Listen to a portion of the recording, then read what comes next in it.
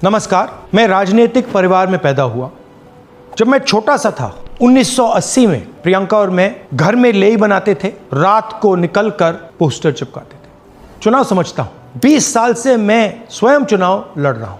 Polling कैसे होती है, पोलिंग बूथ कैसे मैनेज किया जाता है, वोटर लिस्ट, फॉर्म 17, ये सब मैं गहराई से समझता हूं। कुछ समय पहले हमें दाल में काला लगा। चुनाव के नतीजे आते थे, मूड एक तरीके का होता था, रिजल्ट दूसरे तरीके का। मुझे याद है उत्तराखंड में हम चुनाव हारे।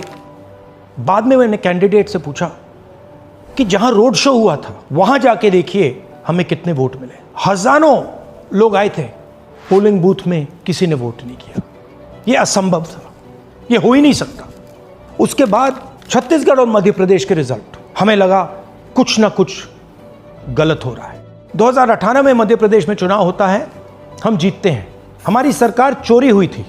2023 में चुनाव होता है, मैंने अपने आंखों से भारत जोड़ो यात्रा में देखा, भयंकर एंटी इनकम्बेंसी, और हमें 65 सीट मिलते हैं। इम्पॉसिबल, हो ही नहीं सकता। और फिर महाराष्ट्र में पहली बार हमें सबूत मिला। विधानसभा और लोकसभा के बीच में जादू से नए वोटर आते हैं, और जहां भी इन नए वोटर्स ने वोट किया वहां वोट बीजेपी को गया। महाराष्ट्र चुनाव के बाद जब हमें डाउट हुआ, हमारे गठबंधन के सारे नेताओं ने प्रेस कॉन्फ्रेंस किए और हमने इलेक्शन कमीशन से कहा कि आप हमें वोटर लिस्ट दीजिए, वीडियो रिकॉर्डिंग दीजिए। इलेक्शन कमीशन ने मना किया।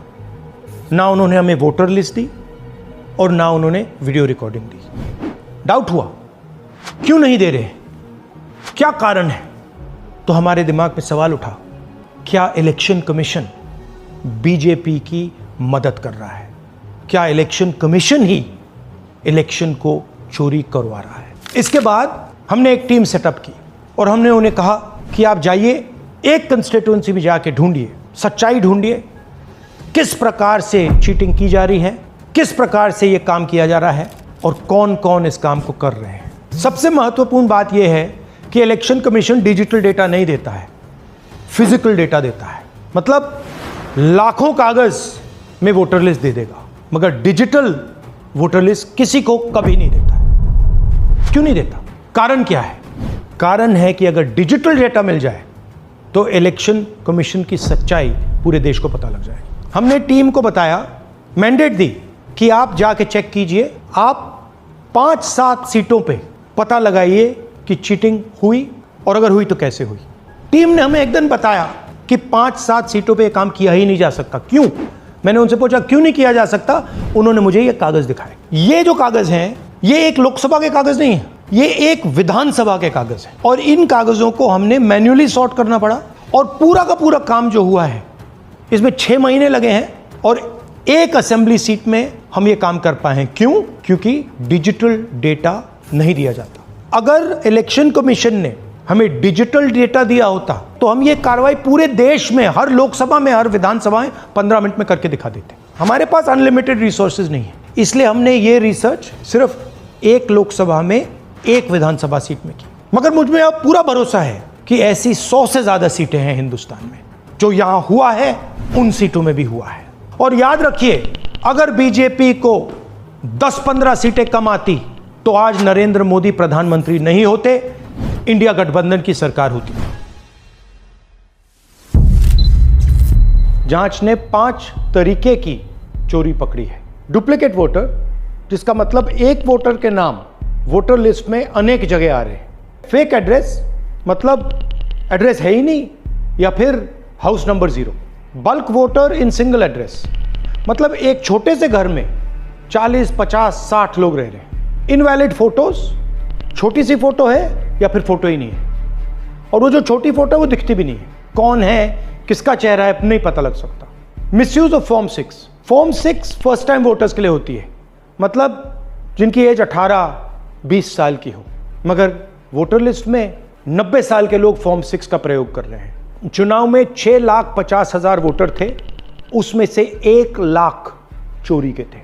अब मैं आपको 5 उदाहरण देता हूं। ये देखिए, गुरकीरत सिंह डांग, इसका नाम 4 अलग अलग बूथों पे आता है। ये कैसे हुआ और क्यों हुआ?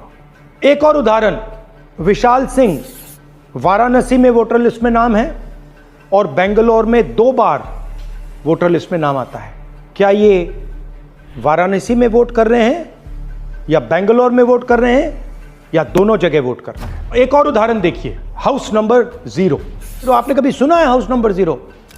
हमने तो नहीं सुना था, मगर बेंगलोर में हजारों हाउस नंबर 0 हैं वोटर लिस्ट पे।